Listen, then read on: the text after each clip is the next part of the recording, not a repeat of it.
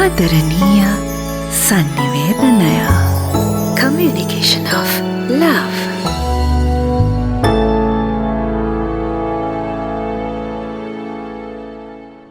එතකොට ඩොක්ටර්ස්ලාට කියලා දෙන්න වුණාට මේ සර් ඩොක්ටර් කෙනෙක් නෙමෙයි. උගන්නන්න සෑහෙන මේ දැනුම තිබුණට උගන්නන්න බෑ.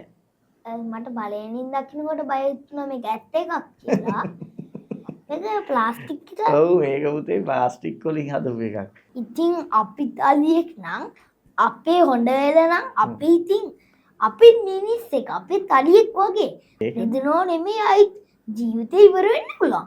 ඒකනේ. ආයිබෝව ආදරණීය sannivedanaය. මේ අපිත් එක්ක ඉන්නේ තිස්ස ජනනායක සර්. ආයිබෝවන් සර්. ආයිබෝවන් පුතා. දැන් තිස්ස ජනනායක සර් කියන්නේ ගොඩක් දැන් ඩොක්ටර්ලට උගන්නන අන්න ඒ වගේ බුද්ධ ආගම ගැන ගොඩක් දන්න සර් කෙනෙක් කියලා මට ආරංචි වුණා. එතකොට ඒ වගේ කතා කරනකොට සර් දන්නවද මේ අපේ තියෙන ඇඟ මේ වගේ පේනකොට දැන් මේ බල්ල ඇඟ වගේ නෙමෙයි. ඊට වඩා ගොඩක් දේවල් තියෙනවා. අනිත් එක මෙහෙම බලනකොට කොහොමද අපි කන කෑම මෙන්න එහෙම බෙල්ලේ දිගේ ගිහින් බඩට යන්නේ? ඔව් පුතේ දැන් මේකේ මෙයා දිහා බැලුවට අපිට මේකේ තියෙන්නේ අපේ තියෙන ඇට කැබලි ටික විතරයිනේ. ඕකේ තව ගොඩක් ಜಾති තියෙනවා. ඒ කියන්නේ මේ කටේ ඉඳන් මෙතන ඉස්සරහින් කොහොම බටයක් එනවා. ඇවිල්ලා මේ හරිය බඩනේ. බඩේ තියෙනවා ලොකු මල්ලක්. හරිද? ඒ මල්ලට තමයි එන්නේ. අපි මෙතනින් කාලා දත් වලින් හපලා ගිලිනකොට මෙතනින් තියෙනවා කොහොම කෑම යන බටයක්. ඒ බටේ දිගේ හිමීට පහළට ගිහිල්ලා තමයි අර ආමාශයට නැත්නම් ඒ මල්ලට පිරෙන්නේ. ඒව දැන් මේකේ නෑනේ අස්ති ටික විතරයි තියෙන්නේ. ඒතර ඒකෙදි තමයි ඔක්කොම කෑම අම්බරන්නේ හොම්. අම්බරලා තමයි ඕම ඇවිල්ලා ඊට පස්සේ මෙහෙම බඩවැල් වලින් ඇවිල්ලා මේ මෙතනින් එළියට යනවා. එතකොට බලනකොට මේ ලං ටිකට කටු නෑ නේද? කියන්නේ ලංස් අපි ලංස් දෙක තියෙන්නේ මෙන්න මෙතනයි මෙන්න මෙතනයි. ඒතර ලංස් දෙක ආරක්ෂා කරන්න තමයි මේ කටු ටික ඔක්කොම තියෙන්නේ. කටු නැත්තේ බඩ හරියට. මේ හරිය තමයි බඩ. බඩ හරියට මුකුත් නැහැ. ඒකනේ බඩ එළියට නිරන්නේ සමහර අය ඔය සමහර මාමලෑ තියෙන කල්ල ගෙඩි වගේ බඩ ගෙඩි නේද? ඒක තමයි.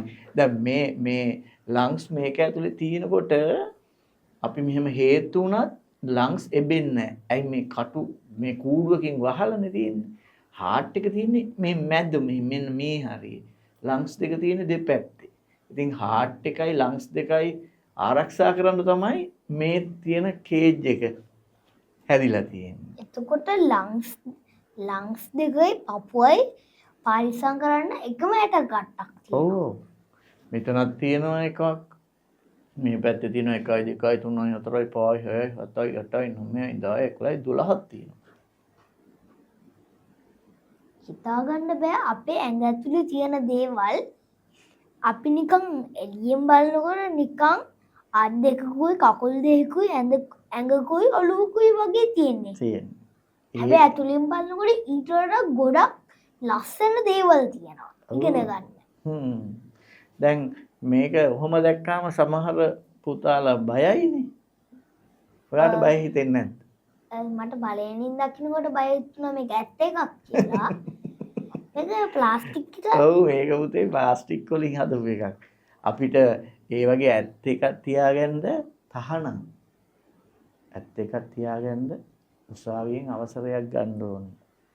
හරිද? ඇත් එකක් තියාගන්න තහනම්. ඒ හින්දා තමයි අපි වගේ ප්ලාස්ටික් එකක් තියාගන්නේ අක්කලා අයියලාට උගන්වන්න. ඩොක්ටර්ස්ලා වෙන අක්කලා අයියලාට උගන්වනකොට මේවා කියලා දෙන්න ඕනේ. එතකොට ඩොක්ටර්ස්ලාට කියලා දෙන්න වුණාට මේ සර් ඩොක්ටර් කෙනෙක් නෙමෙයි. නෑ. ඩොක්ටර්ස්ලා වෙන්න ඉන්න අයියලා අක්කලාට තමයි කියලා දෙන්නේ. ඒගොල්ලෝ ඒවා ඉගෙනගෙන ලිව්වට පස්සේ ඒගොල්ලෝ පාස් වුණොත් තමයි ડોක්ටර් කෙනෙක් වෙන්න ඉගෙන ගන්න ආය පුළුවන් වෙන්නේ. ඒකයි. එතකොට දන්නවද ජිරාෆ්ලා ගැන සත්තු සත්තු ගැන ටිකක් දන්නවා. ටිකක් දන්නව වුණාට මේ මට ප්‍රශ්නයක් කොහොමද අර ජිරාෆ්ගේ ඔච්චර දිග බෙල්ලක ඇට සැකිල්ලක් තියෙන්නේ කියලා. ඔව් දැන් අපේ බෙල්ලේ මේ තියෙන මේ ඇට ඒවට වඩා එයාගේ දිග ඇට තියෙන්නේ. ඒවා ගොඩක් තිබුණාම තමයි. එතකොට අපේ බෙල්ල පොඩි වෙන්න අපේ පොඩ්ඩයි තියෙන මේ ඇට සැකිල්ල. එතකොට මේ වගේ විශාලම ඇට සැකිල්ලක් තමයි ජිරාෆ්ගේ තියෙන්නේ. කිසිම වෙනසක් නැහැ. ඔව් ඔව්. ඒ කියන්නේ මේ ඇට සැකිල්ලේ මේ තියෙන ඇට කෑලි තියෙන්නේ. ඒවයි පුරු ගොඩක් දිගයි එයාගේ. දිග කෑලි වලින් හැදිලා තියෙනවා. මට තාම හිතාගන්න බෑ කොහොමද ජිරාෆ් කෙනෙක් එච්චර උස බෙල්ලක් මෙන්න මේ පොල් කකුල් හතරකින් දුවන්නේ පයින්නේ කොළ කන්නේ. කොළ කන්න නම් එයාට හරිම chance නේ අනිත් අයට වඩා. මොකද බෙල්ල ගොඩාක් දික් කරපුවාම අනිත් අයට කඩා ගන්න බැරි උඩ තියෙන කොළත් කඩා ගන්න පුළුවන් නේ. ඊළඟට එයාට පොඩි ප්‍රශ්නයක් තියෙනවා. ඔයා දැකලා තියෙනවද? එයාට වතුර බොන්න ගියාම හරි කරදරයි. වතුර බොන්න ගියාම එයාගේ කකුල් මෙහෙම තියලා මේ ඔළුව නමපුවාම වතුරකට දුර වැඩි. ඒකට එයා කරන්නේ ඉස්සරහා කකුල් දෙක ඔහොම ඈත් කරලා බේම නැමිනවා. නැත්තම් වතුර බොන්න අමාරුයි එයාට. හැබැයි අපි නම් අපේ මැද්දෙන් මේ පොඩි බටයයි නිදින්නේ වරේ යනකම්. ඔව්. එයාගේ දිග බටයක් දිගේ නැවි කොහෙන් හරි ගිහින් නේද ඔළුවට යන්නේ. ඔව්. එතකොට දැන් සර් ගොඩක් ළමයින්ට උගන්වනෝනේ ડોක්ටර්ලා වෙන්න. එතකොට සර් කොහොමද මේ වගේ අදහසක් ගත්තේ? කියන්නේ ගොඩක් ඔය ළමයි හිතන්නේ ඒගොල්ලන්ට මේ ආමි එකට යන්න පොලිසියට යන්න කවුරුත් මේ ලංකාවේ ගොඩාක් හිතන්නේ මේ පොලිසියට යන අයට උදව් කරන්න. ඒ අයට උදව් කරන්න කවුරුත් හිතන්නේ. එතකොට ඒගොල්ලන්ට ඇයියක හිතෙන්නේ නැත්තේ?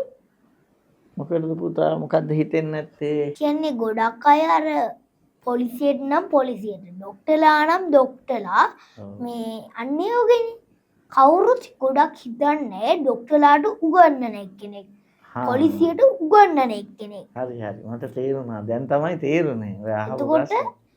මේ සර් ඒක හිතපු වාසිය දැම්මට තේරෙනවා. මමත් එහෙම හිතලා නෑ සර්ගෙන් දැම්ම ඉගෙන ගත්තා.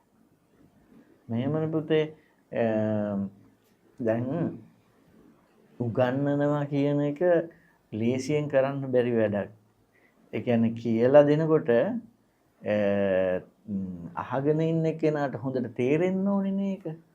ඉතින් එතකොට උගන්වන්න සෑහෙන මේ දැනුම තිබුණට උගන්වන්න බෑ.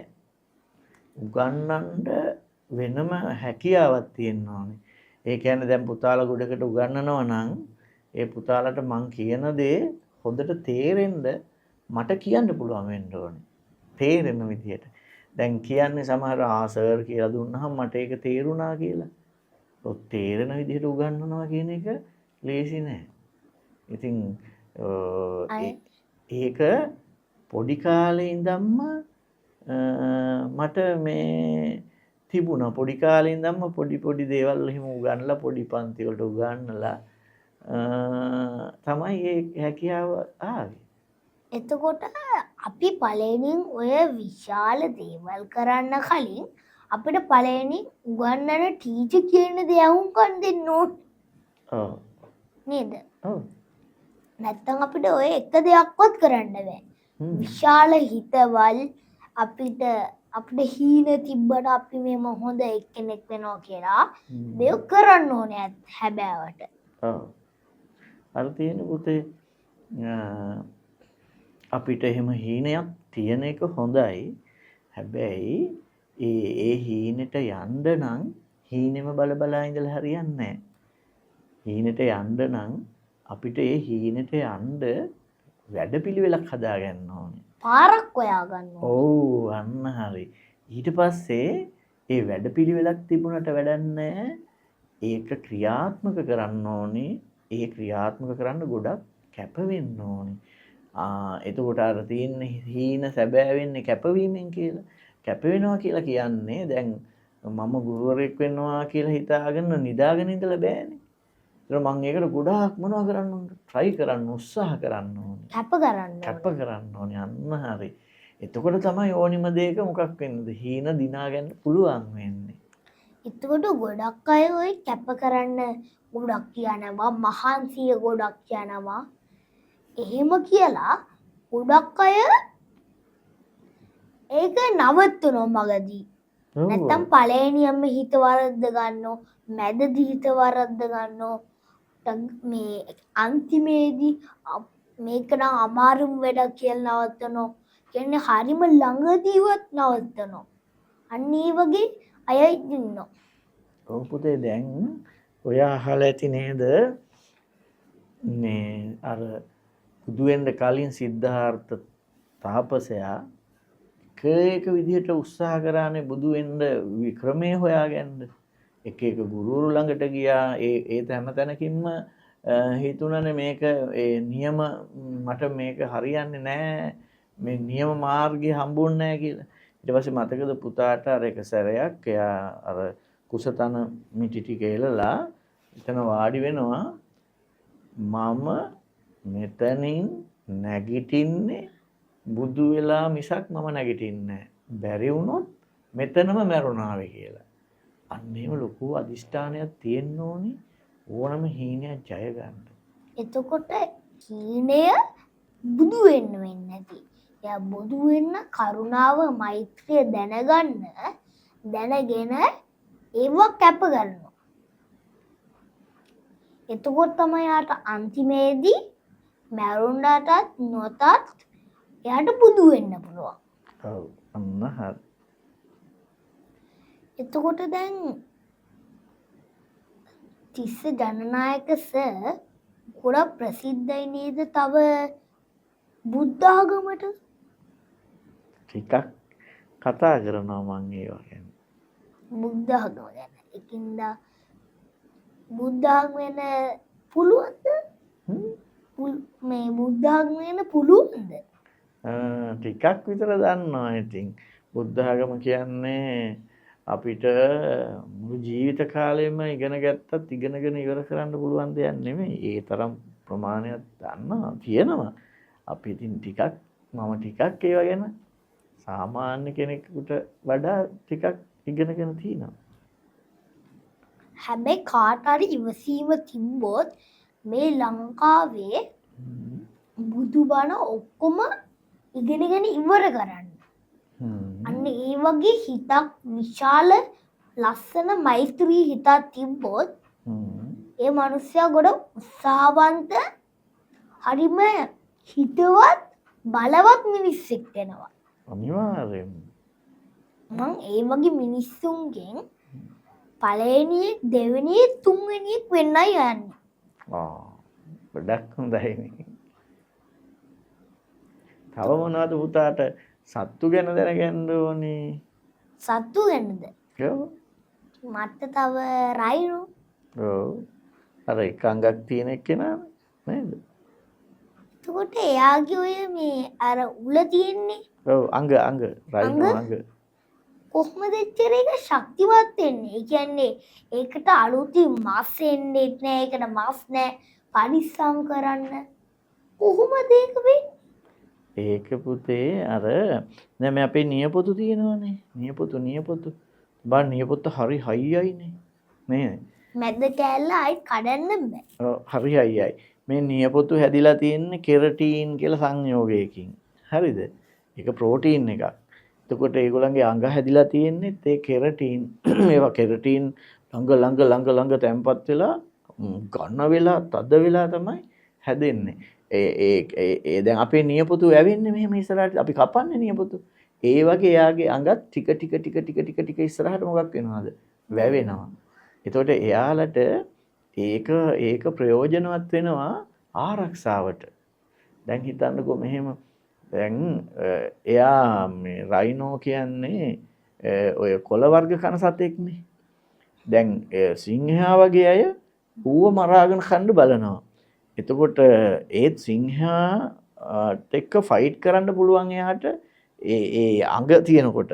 එයා බලන්න සිංහයාට කොහොම හරි අඟෙන් අනින්න. සිංහයා බලන්නේ කොහොම හරි ඒ අඟ තියෙන පැත්තට නැතුව පිටිපස්සෙන් ගිහිල්ලා උට පයින්න. ඒ කියන්නේ උට ආරක්ෂාවට තමයි ඒක තියෙන්නේ. හරකට අන් දෙකක් තියෙන්නේ ආරක්ෂාවට. දැන් බලන්න ඇතාට දල දෙකක් තියෙනවානේ. ඒ දල දෙක තියෙන්නේ උගේ ආරක්ෂාවට. දල දෙකක් තියෙන ඇතාට දල නැති අය බයයි. ඇයි ඇන්නොත් එහෙම? හැබැයි දල දෙක නැති මේ ඇලියට කොයිදාක්වත් වෙන දෙයක් නේද කියන්නේ. හයියෙන් දුවන නැත්තම් හොඳ ශක්තිමත් හිතක් නැත්තම් හොඳ බයක් නැති අන්න ඒ වගේ දෙයක් නැද්ද? අලියට කොහොමත් හොඳ ශක්තියක් තියෙනවා ඇඟට. ඒ වගේම අපි හිතන්නේ අලිය ලොකු හින්දා දුවන්න බැරි ඇති කියලා. අලියෙක් එක්ක අපිට දුවන්න බෑ. අලිය අපිට වඩා වේගෙන් දුවනවා. එක ළඟ අඩි තියලා. ඔව් අපිට වඩා වේගෙන් දුවනවා. දුවනවා විතරක් නෙවෙයිනේ. එයාට පුළුවන්නේ අපි පස්සෙන් පන්නගෙන ආවොත් එයා අපි ගාවට ලං වෙන්න කලින් හරිද හොඬ වැල දාලා අල්ල ගන්න පුළුවන් නේ. හොඬ වැල කියන්නේ හොඬ වැල දිගයි යා තරම් වගේ. ඔයා දන්නවද හොඬ වැල කියන්නේ උගේ නහය? මේ නහය ඔහොම දිගට හැදිලා යාගේ. පිනෝකියෝ වගේ. ඔව් අන්න හරි. නහය දිගට හැදිලා ඔයා බලන්න හොඳටම අලියෙක් ළඟට දැක්ක වෙලාවක හොඬ වැල අරන් බලපුවම ඒකේ තියෙනවම සිදුරු දෙකක්. මේ සිදුරු දෙක තමයි තියෙන්නේ. හරිද? එතකොට එයාට අපිට වගේ නෙමෙයි හොඬ වැල දිගට තියෙන හින්දා එයාට පුළුවන් ඒක වතුරට දාලා අපි අර ස්ට්‍රෝ එකෙන් බීම බොන්නේ. ඒ වගේ ඒක ඇතුළට වතුර ගොඩාක් ගන්න. අරගෙන ඊට පස්සේ වතුරෙන් එළියට අරගෙන ආපහු කළා පීමින්න පුළුවන්. ඔයා දැකලා තියෙනවද එහෙම පීමිනවා? අනිත් එක ගොඩක් අය විශ්වාස කරන්නේ අලියෝ ඔය හොඬ වැලෙන් වතුර බොනවා කියලා. ඒක බොරු. ඇයි ඒගොල්ලන්ගේ නායනේ? නාය. නෑ එයා හොඬ වැලෙන් වතුර බොන්නේ මෙහෙමයි. ඉස්සෙල්ලා වතුරට දානවා හොඬ වැල. කළා වතුර මෙහෙම ඇදලා ගන්නවා. ඊට පස්සේ හොඬ වැල නමලා කටට දාගෙන අර නහයෙන් පීමිනවා කටට. ඒක කියන්නේ අලියෝ අචාර ජිරාෆ්ටත් ඒක කරන්න තිබ්බනම් නේද? ජිරාෆ් ගෙන හය ෂූටිනේ. ඒක. හැබැයි අලියටත් ඉතින් පාත් දෙන්නේ බෑනේ. අමාරුයි. ඒ වගේ ලොකු ඇඟක් කිලෝ ගණන් එහෙම උස්සගෙන නවනකොටයි පුදුම බරක්. ඒකින්ද එයාගේ පරිස්සමටයි මේ ආරක්ෂාවටයි තව මේ ජීවත් කිරීමටයි ඒ හොඬ වෙල ජීලා තියෙන්නේ. ගොඩක් දේවල් වලට එක පාවිච්චි වෙනවා. ඔයා දන්නවද එයා හරියට පරිස්සම් කරනවා එයාගේ හොඬ වැල. ඒ කියන්නේ ඔයා බලන්නකෝ ඔය අලියා කලබල වෙලා පන්නගෙන එහෙම එනකොට එයා අපි හිතන්නේ හොඬ වැලෙන් ගහයි කියලානේ. ගහන්නේ නැහැ හොඬ වැලෙන්. එයා හොඬ වැල මෙහෙම නමලා කටේ දාගන්නවා. හොඬ වැල කටේ දාගෙන තමයි අපිව පන්නන් ඉන්නේ. ඒ කියන්නේ හොඬ වැලට මොකක් හරි හානියක් වෙයි කියලා බයට එයා ගොඩක් වෙලාවට බලන්නේ හොඬ වැලෙන් අල්ලලා බිම දාලා කකුලෙන් පාගන එක තමයි කරන්නේ. හොඬ වැලෙන් ගහන්නේ නැහැ. හොඬ වැල එයා ගොඩක් ආරක්ෂා කරනවා. ඉතින් අපිත් අලියෙක් නම් අපේ හොඬ වැල නම් අපි මිනිස්සෙක් අපිත් අලියෙක් වගේ. අපි ගාවෝේ නාය අපිත් ඉතින් කරන දේ නාය පපුව පරිස්සම් කරනවා නේකනේ. දැන් අපේ නහයට මෙහෙම වැදුනොත් එහෙම හරියට රිදෙනවනේ නේ. ඒක රිදෙනව නෙමෙයි අයි ජීවිතේ ඉවර වෙන්න පුළුවන්. ඒකනේ. යහපත් මානසික පරිසරයක් සහිත නිදහස් අදහස් ඇති දුරකථන ඇබ්බැහියෙන් තොර සුන්දර දරුවෙකුට පිහිවෙන්න හොඳම තැන Communication of Love ආදරණීය sannivedanaය පරිකල්පනා අභ්‍යාස කතන පුහුණුව මානසික ආතතිය දුරුකරන සුන්දර ක්‍රියාකාරකම් සපිරි වැඩ නොකරන අපේ පන්තිය. මෙහෙයවීම මාධ්‍යවේදිනී මනෝ උපදේශිකා තරංගා නානායක්කාර ඇතුළු විද්වත් ඇදුරු මඩුල්ලක් විසින්. විමසීම් 0112 515 529. WhatsApp 071 880 915 7. Zelenica Media and Education Private Limited, Nugegoda.